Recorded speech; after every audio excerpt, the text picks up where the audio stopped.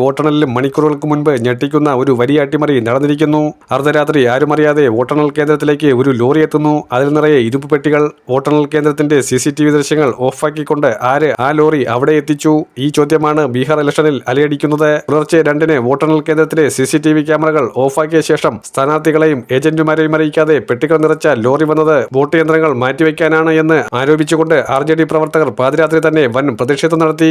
വോട്ടെണ്ണൽ സമയത്ത് ക്രമക്കേടുകൾ പ്രതീക്ഷിച്ചിരുന്നുവെന്നും എന്നാൽ അതിനു മുൻപേ അട്ടിമറി ശ്രമങ്ങൾ നടന്നെന്നും കോൺഗ്രസ് കുറ്റപ്പെടുത്തി. വലിയ ഇരുമ്പ് പെട്ടികളുമായി ലോറി പുലർച്ചെ 3-ന് CCTV ക്യാമറകൾ പ്രവർത്തനരഹിതമാക്കി സസാറാമിൽ EVM സൂക്ഷിച്ച സ്ട്രോങ് റൂമിന് മുന്നിലെത്തിയതോടെയാണ് സംഘർഷാവസ്ഥ ഉണ്ടായത്. അതിനും 1 മണിക്കൂർ മുൻപേ സ്ട്രോങ് റൂമിന് മുന്നിലെ CCTVകൾ പ്രവർത്തനരഹിതമായതോടെ വോട്ട് യന്ത്രങ്ങൾ മാറ്റി തെരഞ്ഞെടുപ്പ് അട്ടിമറിക്കാനുള്ള ശ്രമമാണെന്ന് ആരോപിച്ചുകൊണ്ട് RJD സ്ഥാനാർത്ഥികളും നൂറുകണക്കിന് RJD പ്രവർത്തകരും ലോറി പരിശോധിച്ച് വീഡിയോ പകർത്തി സമൂഹ മാധ്യമങ്ങളിൽ പങ്കുവച്ചു. വോട്ടെണ്ണലിന് മണിക്കൂറുകൾക്ക് മുൻപ് മാത്രം നടന്ന ഈ സംഭവം ഞെട്ടിക്കുന്നതായിരുന്നു.